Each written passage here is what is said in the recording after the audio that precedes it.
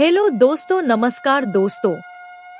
एक दिन एक शिष्य ने महंत से सवाल किया, स्वामी जी, आपके गुरु कौन है? आपने किस गुरु से शिक्षा प्राप्त की है?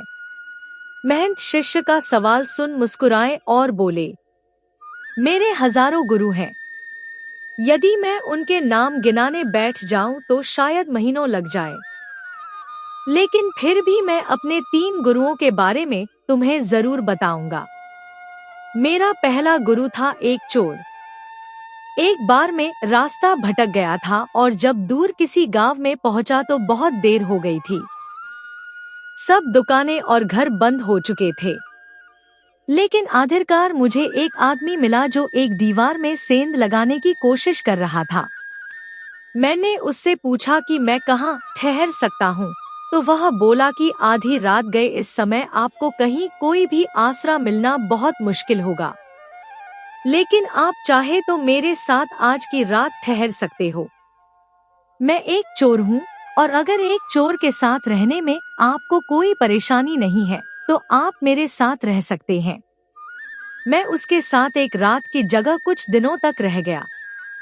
वह हर रात मुझे कहता कि मैं अपने काम पर जाता हूँ, आप आराम करो, प्रार्थना करो कि मुझे चोरी में आज अच्छा धन मिले। जब वह काम से आता तो मैं उससे पूछता कि कुछ मिला तुम्हें?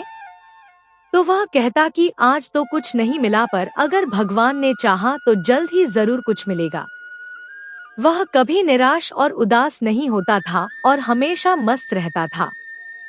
कुछ दिन बाद मैं उसको धन्यवाद करके वापस अपने घर आ गया। मुझे ध्यान करते हुए सालों साल बीत गए तो कई बार ऐसे क्षण आते थे कि मैं बिल्कुल हताश और निराश होकर साधना छोड़ लेने की ठान लेता था। और तब अचानक मुझे उस चोर की याद आती जो रोज कहता था कि भगवान ने चाहा तो जल्द ही कुछ जरूर मिलेगा। और मेरा दूसरा गुरु एक कुत्ता था। बहुत गर्मी वाले दिन मैं कहीं जा रहा था और मैं बहुत प्यासा था और पानी की तलाश में घूम रहा था कि सामने से एक कुत्ता दौड़ता हुआ आया। वह भी बहुत प्यासा था। पास ही एक नदी थी। उस कुत्ते ने आगे जाकर नदी में झांका तो उसे एक और कुत्ता पानी में नजर आया जो कि उसकी अपनी ही परछाई थी। कुत्ता उसे देख डर गया। वह परछाई को देखकर भौंकता और पीछे हट जाता, लेकिन बहुत प्यास लगने के कारण वह वापस पानी के पास लौट आता। अंततः अपने डर के बावजूद वह नदी में कूद पड़ा और उसके कूदते ही वह परछाई भी गायब हो गई। उस कुत्ते के इस साहस को देख मुझे एक बहुत बड़ी सीख मिल गई। अपने डर के बावजूद व्यक्ति को छलांग लगा लेनी होती है। सफलता उसे ही मिलती है जो व्यक्ति डर का साहस से मुकाबला करता है। मेरा तीसरा गुरु एक छोटा बच्चा है। मैं एक गांव से गुजर रहा था कि मैंने देखा एक छोटा बच्चा एक जलती हुई मोमबत्ती पास के किसी मंदिर में रखने जा रहा था। मजाक में ही मैंने उससे पूछा कि क्या यह मोमबत्ती तुमने जलाई है?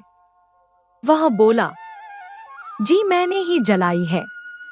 तो मैंने उससे कहा कि एक क्षण था जब यह मोमबत्ती बुझी हुई थी और फिर एक क्षण आया जब यह मोमबत्ती जल गई। क्या तुम मुझे वह स्रोत दिखा सकते हो जहां से वह ज्योति आई? वह बच्चा हंसा और मोमबत्ती को फूंक मारकर बुझाते हुए बोला, अब आपने ज्योति को जाते हुए देखा है, कहाँ गई वह? आप ही मुझे बताइए। मेरा अहंकार चकनाचूर हो गया। मेरा ज्ञान जाता रहा और उस क्षण मुझे अपनी ही मूढ़ता का एहसास हुआ। तब से मैंने कोरे ज्ञान से हाथ धो लिए। मुझे अपने जीवन में जहां से भी कुछ सीखने को मिला मैंने उसे ही अपना गुरु समझा। ज्ञान तो मिल गया, परंतु धारण तब हुआ जब मैं हर समय हर ओर से सीखने को तैयार रहना। कभी किसी की बात का बुरा नहीं मानना चाहिए। किसी भी इंसान की कही हुई बात को ठंडे दिमाग से एकांत में बैठकर सोचना चाहिए कि उसने क्या कहा और क्यों कहा, तब उसकी कही बातों से अपनी की हुई गलतियों को समझे और अपनी कमियों को दूर करें। जीवन का हर क्षण हमें कुछ न कुछ सीखने का मौका देता है। हमें जीवन में हमेशा एक शिष्य बनकर अच्छी बातों को सीखते रहना चाहिए। यह जीवन हमें आए दिन किसी न किसी रूप में किसी गुरु से मिलाता रहता है। यह हम पर निर्भर करता है कि क्या हम उस महंत की तरह एक शिष्य बनकर उस गुरु से मिलने वाली शिक्षा को ग्रहण कर पा रहे हैं कि नहीं। शिक्षा। जीवन में कभी निराश और उदास नहीं होना चाहिए और आपको कोई रास्ता नहीं दिख रहा है तो हमेशा ईश्वर को याद करते हुए उनका नाम जप करें। इससे आपको शांति मिलेगी, जिससे आप अपना दुख भूलकर अपने काम को पुनः नए ऊर्जा से कर पाएंगे। कभी न कभी आपको सफलता मिलेगी ही। दोस्तों, कहानी अच्छी लगी तो एक बार लाइक कर दीजिए और वीडियो को शेयर कर दीजिए सभी के साथ। ऐसी और वीडियो देखने के लिए हमारे चैनल को सब्सक्राइब कीजिए। धन्यवाद।